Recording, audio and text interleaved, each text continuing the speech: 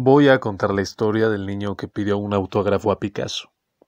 Como todo el mundo sabe, a principios de los años 50 Picasso vivía en Cannes y todas las mañanas tomaba el sol en la playa de la California. Su pasatiempo favorito era jugar con los niños que hacían castillos de arena. Un turista, notando cuánto disfrutaba la compañía infantil, envió a su hijo a pedirle un autógrafo. Tras oír la petición del niño, Picasso miró con desprecio al hombre que lo usaba como intermediario. Si algo detestaba de la fama, era que la gente comprara su firma y no sus cuadros. Fingiéndose cautivado por la gracia del niño, solicitó al padre que le permitiera llevarlo a su estudio para obsequiarle un dibujo. El turista dio su consentimiento de mil amores y media hora después vio regresar a su hijo con un minotauro tatuado en el pecho. Picasso le había concedido la firma que tanto anhelaba, pero impresa en la piel del niño para impedirle comerciar con ella. Esta es la anécdota que narran los biógrafos del pintor malagueño. Todos festejan el incidente creyendo que Picasso dio una lección a los mercaderes del arte. Debí refutarlos hace mucho tiempo, pero no me convenía divulgar la verdad. Ahora no puedo seguir callando. Sé que manejan información de segunda mano. Sé que mienten. Lo sé porque yo era el niño del tatuaje y mi vida es una prueba irrefutable de que la rapiña comercial triunfó sobre Picasso. Para comenzar, quiero dejar bien claro que mi padre no era turista ni tomó vacaciones mientras yo vivía a su lado. Tanto él como mi madre nacieron en Cannes, donde trabajaban cuidando la residencia de la señora Reeves, una millonaria cincuentona, obesa y por supuesto norteamericana, que pasaba los veranos en la Costa Azul y el resto del año repartía su ocio, un ocio tan grande que no cabía en una sola ciudad. Entre Florencia, París, Valparaíso y Nueva York, éramos una familia católica prácticamente a la que Dios daba un hijo cada año, y como nuestros ingresos, indiferentes al precepto bíblico, ni crecían ni se multiplicaban, sufríamos una miseria que, andando el tiempo, llegó a lindar con la desnutrición. Mi padre había visto en el periódico la foto de Picasso y creyó que podría ganar dinero con el autógrafo. La broma del pintor no lo desanimó. Cuando la señora Reeves llegó a la casa me ordenó que le mostrara el pecho. Ella era coleccionista de arte y al ver el minotauro quedó estupefacta. En un sorpresivo arrebato de ternura, me tomó entre sus brazos, triturando mis costillas con toda la fuerza de sus 200 kilos, y sin pedir la autorización de mis padres, organizó una cena de gala para exhibirme ante sus amistades. Yo era uno de esos niños antisociales que niegan el saludo a los adultos. Refunfuñaba cuando las amigas de mi madre me hacían arrumacos en la calle y procuraba estar cubierto de lodo para no tener que soportar sus besos. Decidí boicotear mi debut en sociedad. A regañadientes toleré que me vistieran con un estúpido traje de marinerito y me untaran el pelo con goma como el día de mi primera comunión, pero no consentí que me aprisionaran los pies en los ridículos zapatos de charol que la señora Reeves subvencionó junto con el resto de mi atuendo para enmarcar decorosamente su joya pictórica. Parapetado bajo la cama, oí los regaños de mi madre y los intentos de soborno de la señora Reeves, que me ofrecía una bolsa de caramelos a cambio de bajar a la sala, donde un selecto grupo de bon vivants esperaba con impaciencia mi aparición. Así habría permanecido toda la noche, huraño y rebelde, si mi padre, al oír el escándalo, no hubiese venido a sacarme a patadas del escondite. Si Dios y el infierno existen, le deseo la peor de las torturas. A partir de que Picasso estampó su firma en mi pecho, dejé de ser su hijo y me convertí en su negocio. Recuerdo que le brillaban los ojos cuando la señora Reeves, oronda como una elefanta recién casada, me llevó con el pecho descubierto al centro de un corrillo formado por vividores profesionales y aristócratas venidos a menos, que se inclinaron a ver el tatuaje con esa cara de adoratriz en éxtasis que ponen los snobs cuando creen hallarse frente a las obras maestras del arte con mayúsculas. ¿Isn't it gorgeous?, preguntó la gorda, resplandeciente de satisfacción. Oh, yes, it's wonderful, respondieron a coro los invitados. En la mesa tenía reservado el sitio de honor. Temiendo que pescara un resfriado, mi madre intentó ponerme la camisa, pero la señora Reeves lo impidió con un ademán enérgico.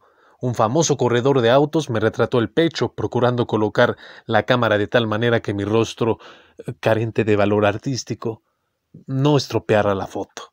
Su novia, que entonces era cantante de protesta y hoy es accionista mayoritaria de la Lockheed, me hacía guiños de complicidad como insinuando que ella sí entendía la broma de Picasso y despreciaba a esos idiotas por tomársela en serio. Simpaticé más con los invitados circunspectos, en particular con una condesa que tenía mal de Parkinson y sin embargo, por instinto maternal o por ganas de fastidiar a la anfitriona, se empeñó en darme de comer en la boca.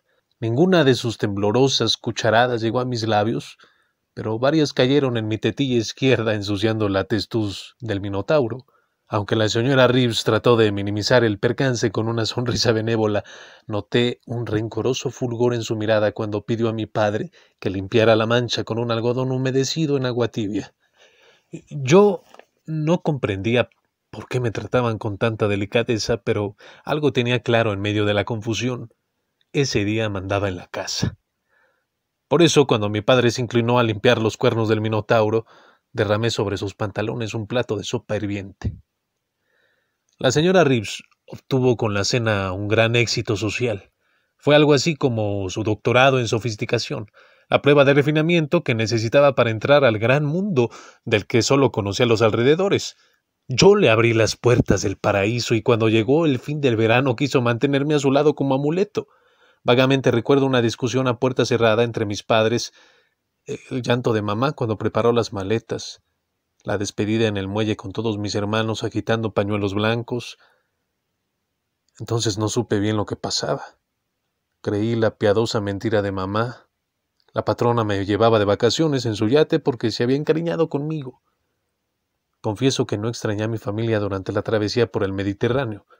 Además de alimentarme con generosas raciones de filete, manjar que desconocía mi estómago de niño anémico, la señora Reeves me permitía correr como un bólido por la cubierta, jugar a los piratas con los miembros de la tripulación y martirizar a Perkins, su gato consentido, prendiéndole cerillos en la cola. A cambio de tanta libertad, solo me prohibió exponer el pecho al sol para evitar un despellejamiento que, según decía la muy hipócrita, podía resultar dañino para mi salud. Abrí los ojos demasiado tarde, cuando tomamos el avión para Nueva York. En la escalerilla la señora Reeves se despidió de mí con un lacónico «Take care», y dos de sus criados me levantaron del suelo, tomándome delicadamente por las axilas, como un objeto frágil y valioso. A estas alturas ya me sentía un pequeño monarca y creí que me llevarían cargando al interior del jet.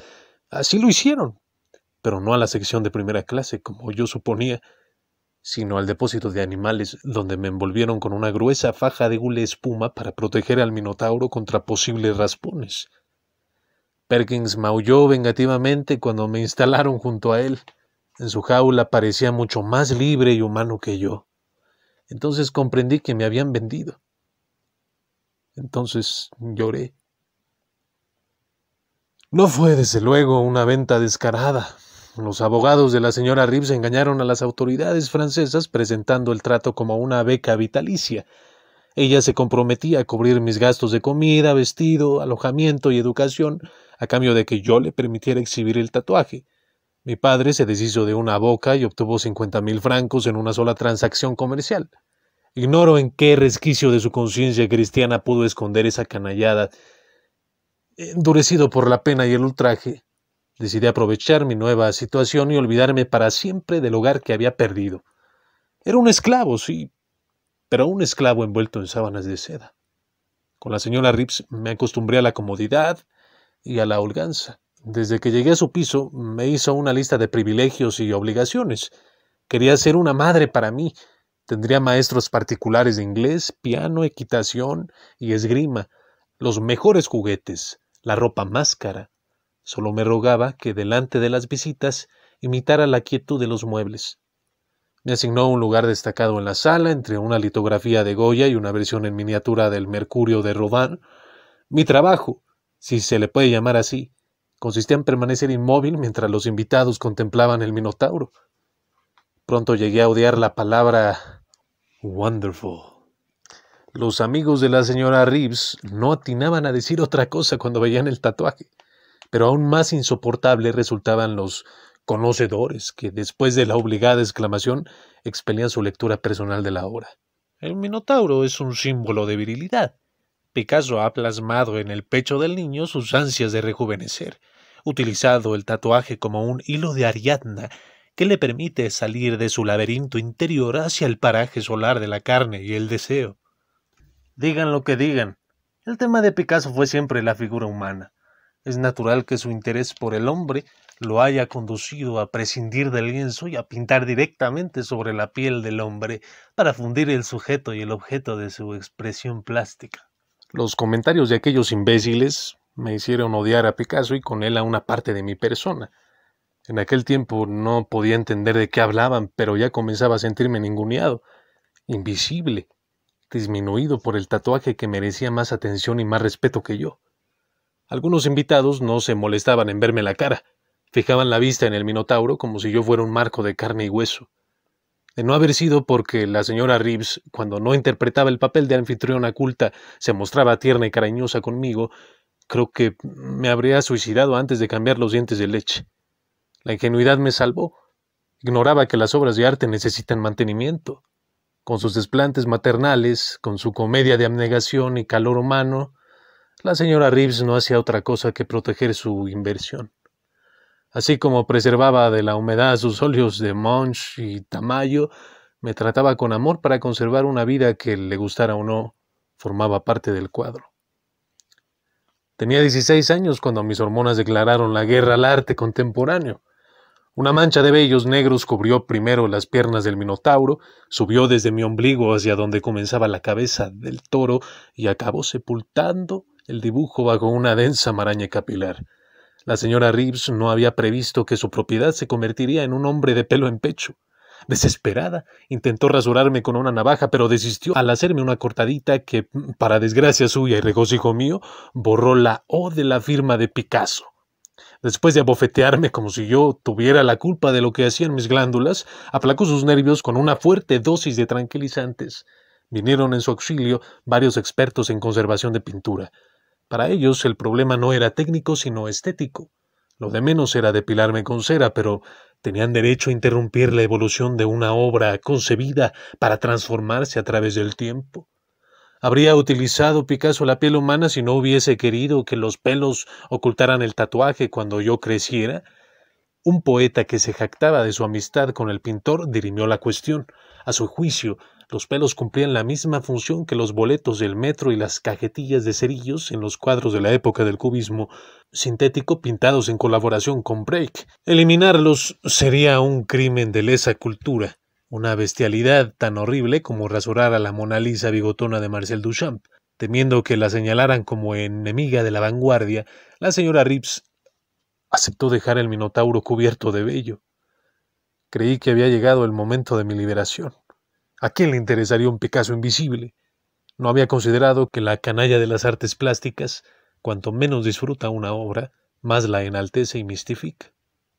Si el Minotauro desnudo había causado sensación, tapizado de pelos alcanzó un éxito espectacular. Ensoberbecida, la señora Reeves se comparaba con la señora de Germantes.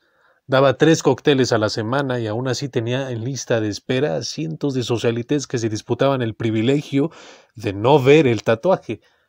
Ahora los Wonderful eran demenciales, eufóricos, y algunos invitados que no se conformaban con elogiar lo inexistente me acariciaban la pelambre del pecho arguyendo que la intención de Picasso había sido crear un objeto para el tacto. De las caricias masculinas me defendía con patadas y empujones, pero mis rabietas entusiasmaban a los agredidos en vez de aplacarlos, y había quienes exigían, con permiso de la señora Reeves, que les pegara de nuevo y con más fuerza.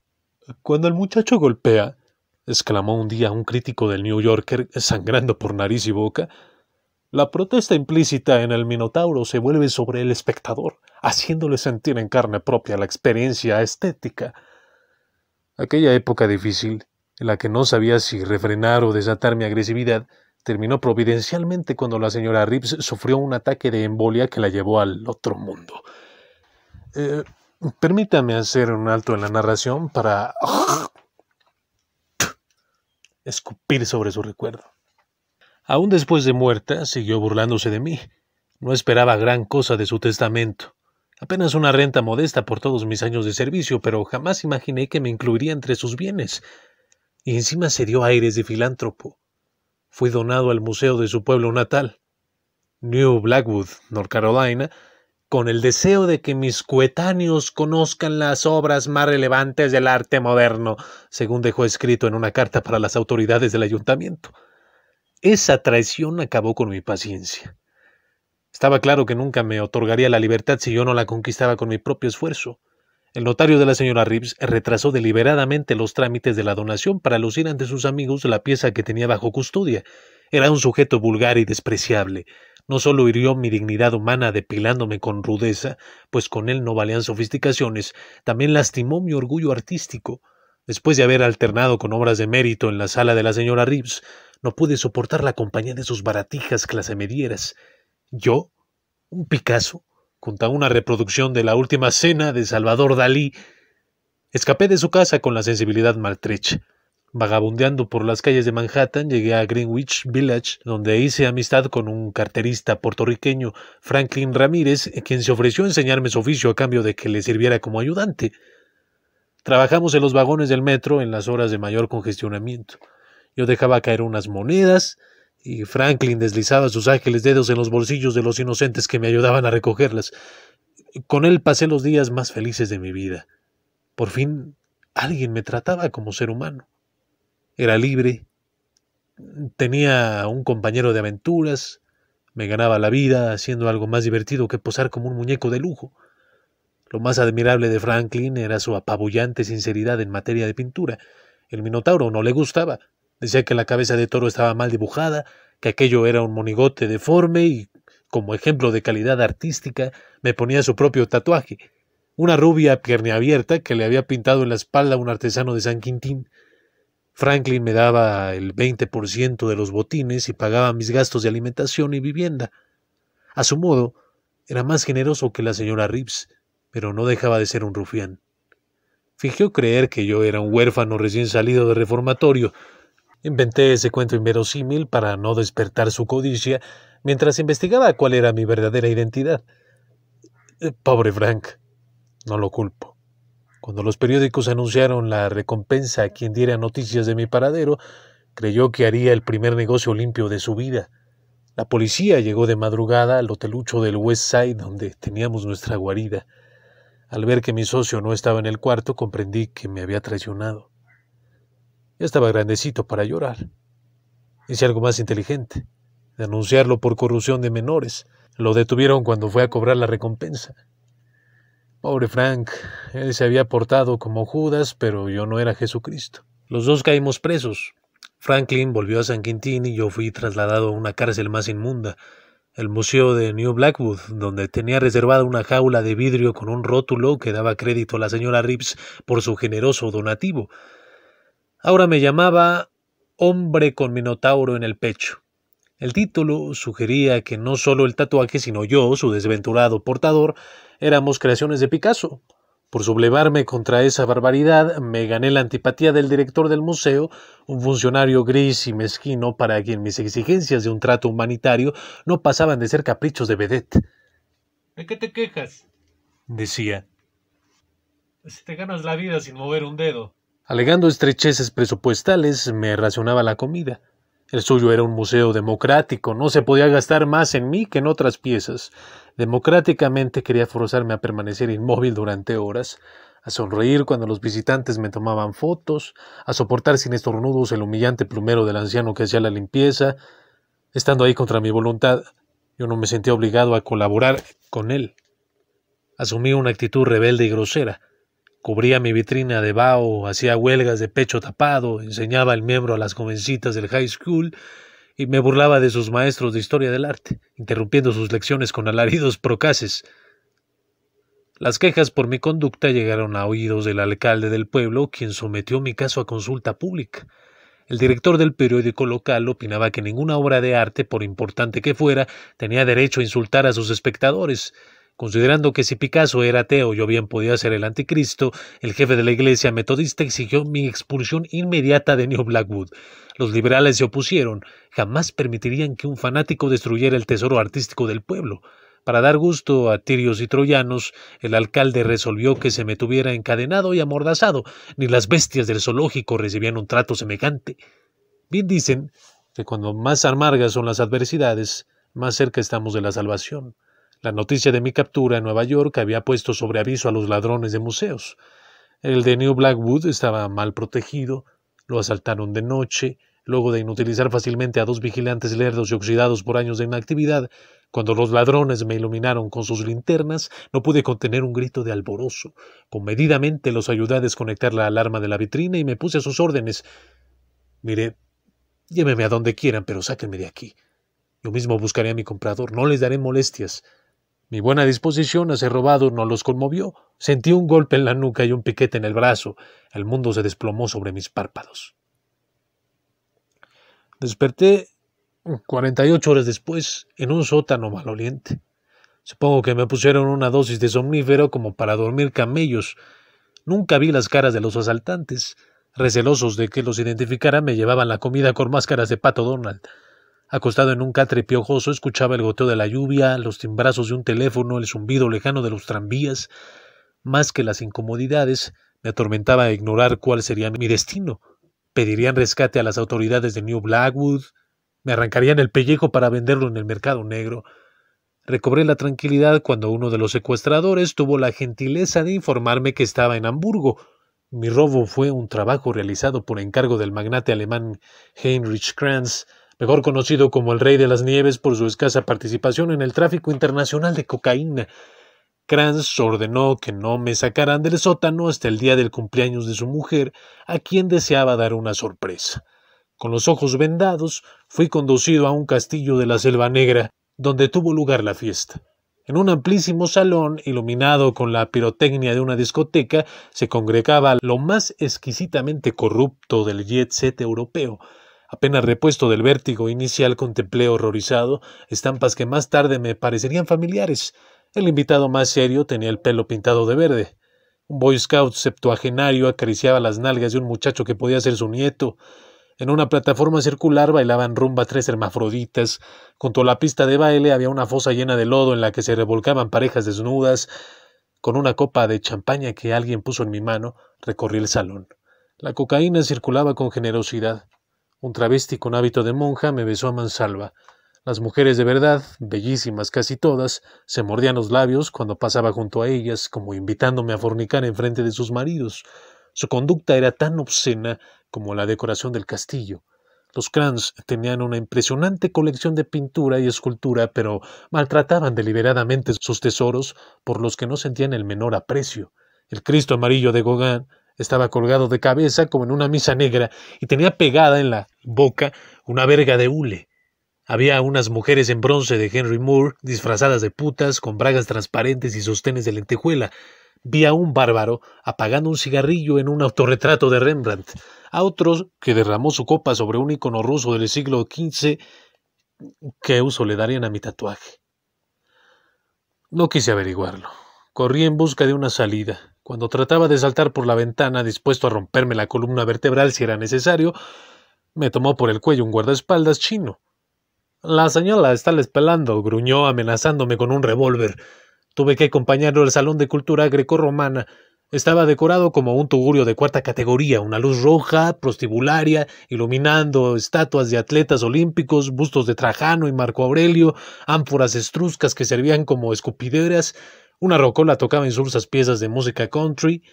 Parecía más vieja que las antigüedades milenarias. El chino me ordenó tomar asiento en una mesa de patas disparejas ocupada por una fichera escuálida y orejosa que llevaba lunares postizos en las mejillas y una camiseta con la leyenda "Fuck me and leave me". Era mi nueva propietaria, la perversa Uninch. Me saludó a la manera de Calígula, con un artero apretón de testículos. Bienvenido al club de profanadores del arte. No sabes cuánta falta le hacías a mi colección. Tú eres algo distinto. Ya estaba cansándome de las obras inanimadas. Por mucho que las odie, no se cansa de pisotearlas. ¿Por qué odia usted el arte? Pregunté amedrentado por su tierno saludo. ¡Ay, qué maravilla! Además de guapo, eres pendejo. La perversa Uninch me miró con una mezcla de compasión y desprecio. ¿Tú crees que tu deleznable tatuaje merece algún respeto? No, mi cielo. Aquí no. Yo me río de Picasso y de la gente que lo admira, empezando por tu antigua dueña, que en paz descanse. Pobre ballena, se creía culta y sublime, yo vengo de vuelta de todo eso. Estamos en la edad de la impostura, cariño. El arte murió desde que nosotros le pusimos precio. Ahora es un pretexto para jugar a la bolsa. Yo muevo un dedo y la tela que valía $100 en la mañana se cotiza en 50,000 por la noche. Si hago esos milagros, ¿no crees que también puedo quitarle valor al arte? A eso me dedico desde hace algunos años. Heinrich podría comprarme todo lo que yo quisiera, pero tengo debilidad por las obras robadas. Es un primer paso para desacralizarlas, para quitarles la aureola de dignidad que tienen en los museos. Después viene lo más divertido, escupirlas, ensuciarlas, barrer el piso con ellas. ¿Y sabes por qué, Ricura? Porque al hacerlo me destruyo a mí misma, porque ya no puedo creer en nada, ni siquiera en mi jueguito de las profanaciones que vuelve locos a estos idiotas, pero a mí ya no me satisface. Quisiera que alguien me tratara como yo trato a las piezas de mi colección. Para eso te necesito. Castígame, amor. Pégame. Destruye a tu puta. La perversa Uninch lloró sobre mis rodillas como una mujerzuela que al filo de la muerte se arrepintiera de su vida pecadora. Confieso que su discurso me había conmovido. Desde niño venía padeciendo todo lo que Uninch denunciaba.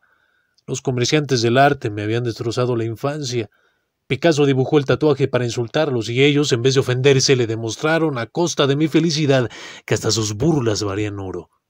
Limpié con un pañuelo las lágrimas de Uninch. Pobre mujer. En el fondo era una moralista, como todos los grandes libertinos. La estreché tiernamente contra mi pecho para decirle sin palabras que yo la comprendía y la respetaba. Fue un error imperdonable. Había pasado su momento de flaqueza y creyó que trataba de hacerle un chantaje sentimental. En sus ojos brilló de nuevo la chispa del rencor. Li Chuan, ven para acá. El chino acudió corriendo. Llévelo a mi cuarto y que se quite la ropa. Odio a la gente que me tiene porque vas a conocer a la perversa Uninch. En su recámara perdí hasta el último residuo de castidad. Sería ingenuo decir que me redujo a la categoría de objeto sexual, pues lo cierto es que mi cuerpo no le importaba. Toda su refinada lujuria se concentraba en el tatuaje. Lo pellizcó, lo arañó, lo lamió, hasta quedar con la lengua seca, embadurnándole jalea de manzana cuando se aburría de saborear mi piel. Le hice el amor con una capucha porque no quería verme la cara. Como estaba dentro de su cuerpo y sin embargo no existía para ella, mi primer lance amoroso me dejó un gusto a frustración. Después vinieron los latigazos, no dados a mí, desde luego, sino al Minotauro, a Picasso, a la propia conciencia de Uninch. Yo era el que sangraba, pero no el que recibía el castigo. Roció mis heridas con limón, volvió a cabalgarme y cuando se acercaba el momento del orgasmo me clavó un alfiler en el pecho. El dolor fue tan intenso que perdí el conocimiento, pero Uninch me administró sales de amoníaco para prolongar el suplicio. Había frente a la cama un cuadro de Chagall que de vez en cuando se movía hacia la derecha, dejando ver un orificio indudablemente destinado a un bouger. Sería Heinrich Kranz o alguno de los amantes de Uninch.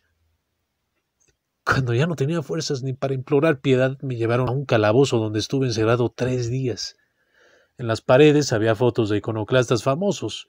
El salvaje que desfiguró la piedad a martillazos compartió una especie de altar con la viejita que arrojó ácido sulfúrico a las meninas. Abundaban los dibujos de palomas. Uninch las adoraba. No precisamente porque fueran símbolos de la paz, sino por su excremento que destruye las fachadas de las catedrales.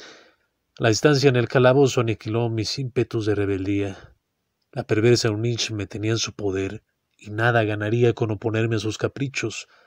Al salir estaba dispuesto a obedecerla en todo y como ella, por el momento, se había cansado de mí, lo que me ordenó fue complacer a sus amigas. Admito que cumplí gustosamente su encargo. Quien juzgue desvergonzada o cínica mi conducta debe tomar en cuenta que yo era un adolescente pleno despertar sexual. Si participé con ahínco en orgías y camas redondas, si colmé de placer a las amigas de Uninch, si dejé que me orinaran el tatuaje y les di bofetadas y me disfracé de Minotauro para cumplir sus fantasías, pues fue porque estaba en la primavera de mi sensualidad. No me arrepiento de nada, salvo de haber permitido que me usaran de intermediario para acostarse con Picasso. Uninch y Henrich pertenecían a la crema innata del AMPA internacional, es decir, se codeaban con banqueros y presidentes constitucionales. De un ambiente así no es fácil salir moralmente ileso. Aprendí a mentir, a robar las joyas de mis amantes, a chantajearlas, a hacerme el remolón para que me dieran buenas propinas. Me convertí, digámoslo claro, en un vulgar prostituto. Y fue como prostituto que tuve la idea de obtener los derechos para explotar el Minotauro. Seguí el ejemplo de los futbolistas profesionales que cuando no están a gusto en un club compran su carta para venderse al mejor postor. Porque debía seguir en el equipo de Uninch si era el dueño natural de un tatuaje tan codiciado. Huir de Alemania no era difícil, pero una vez en libertad necesitaba sacudirme a las autoridades de New Blackwood, que sin duda tratarían de hacerme volver al redil. Preparé la doble evasión con inteligencia y desparpajo.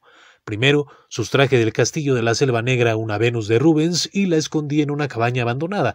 Nadie notó su ausencia. Uninch había convocado a su satánica tribu a una fiesta que duraría todo el fin de semana. Di el pitazo a la policía, que llegó alrededor de la medianoche, cuando la coca se consumía a narices llenas. Como aún era menor de edad, fui el primero en salir de la cárcel. Afuera me esperaban los detectives. Los había enviado el alcalde de New Blackwood al tener noticia de mi captura. Por teléfono les propuse un trato. Le regalaría la Venus de Rubens, una pieza mucho más valiosa que el Minotauro, a cambio de mi libertad y $10,000.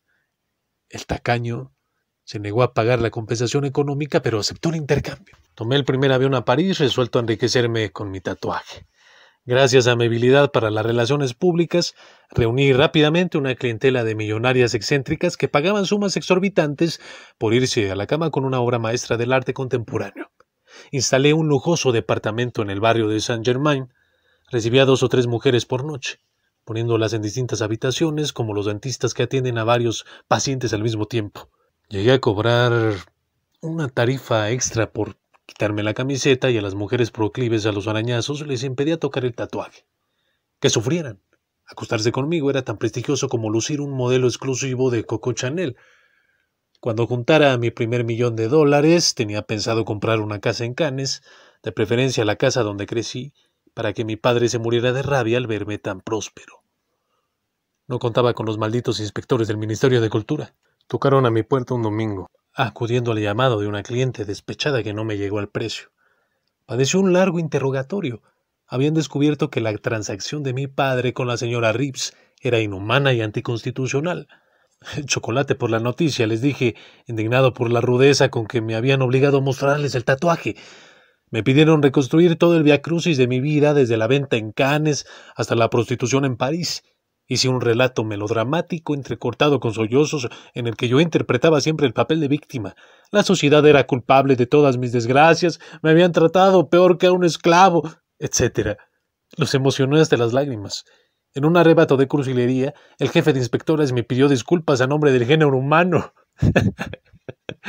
Como lo sospechaba, el gobierno francés, a pesar de su máscara humanitaria, en el último instante me dio una tarascada.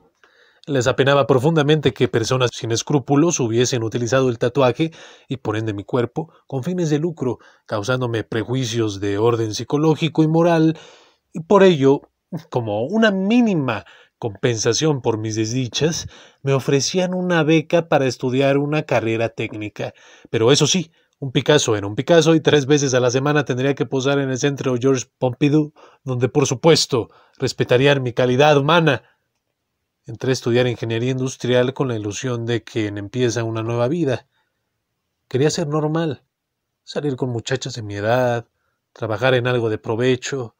Asistía puntualmente al centro, esforzándome por tratar con amabilidad a todos los visitantes, incluyendo a los detestables fanáticos de Picasso que se quedaban frente al tatuaje tardes enteras. El más fastidioso era un profesor marxista de estética que pretendió utilizarme para fundamentar su tesis de doctorado sobre la manipulación del gusto en la sociedad burguesa. Mi caso demostraba la vigencia del ciclo mercancía, dinero, mercancía en la economía política de la producción artística. Tampoco para él era un simple mortal. Habría soportado a ese y a 1000 cretinos más si no hubiera enloquecido al poco tiempo de ser un ciudadano común y corriente. Ocurrió que mi nueva vida, una vida sana, laboriosa, sencilla, me dejaba un profundo vacío interior.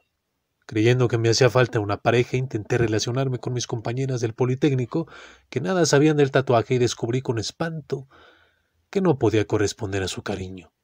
Esperaba de ellas el trato inhumano al que me había acostumbrado en mi larga carrera de objeto artístico.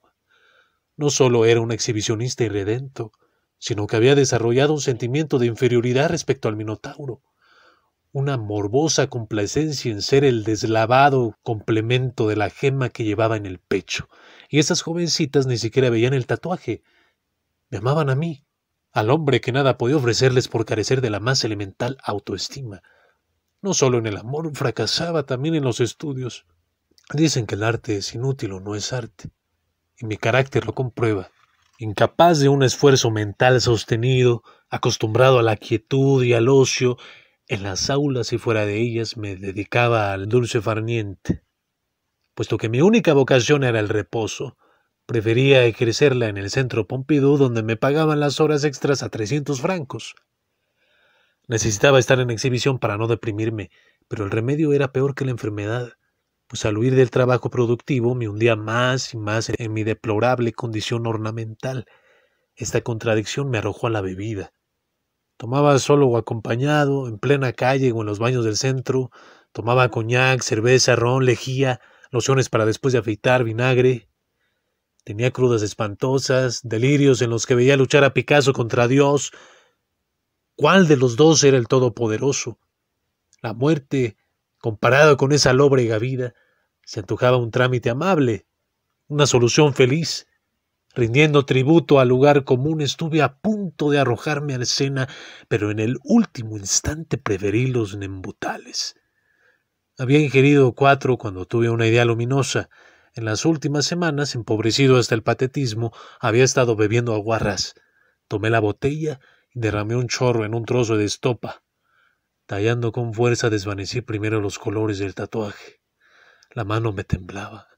Tuve que darme valor con un trago de aguarrás. El contorno del dibujo desapareció luego de 1000 fricciones dolorosas. Finalmente, sin reparar en irritaciones y quemaduras, asesiné con esmero la firma de Picasso. Había roto mis cadenas. Yo era yo, sintiéndome desnudo, resucitado, prometeico. Fui corriendo a mostrar mi pecho a los inspectores del ministerio. Quería presumir altaneramente mi fechoría, demostrarles quién había ganado la batalla, pero ellos guardaban unas bajo la manga. La cláusula 6ª del párrafo 3º de la Ley de Protección del Patrimonio Artístico. La encantadora cláusula dispone una pena de 20 años de cárcel para quien destruya obras de arte que por su reconocido valor sean consideradas bienes nacionales. ¿Y qué pasa cuando una obra destruye a un hombre? Les pregunté colérico. ¿A quién habrían castigado si hubiera muerto por culpa del tatuaje? Cruzándose de brazos, me dieron a entender que no tenía escapatoria. En una camioneta blindada me condujeron a esta prisión, donde me dedico desde hace meses al kafkiano pasatiempo de escribir cartas al secretario general de la ONU, rogándole que interceda por mí en nombre de los derechos humanos. Como el secretario no se ha dignado a responderme todavía, he decidido publicar este panfleto para que mi situación sea conocida por la opinión pública. Exijo libertad para disponer de mi cuerpo. Basta de tolerar crímenes en nombre de la cultura. ¡Muera Picasso!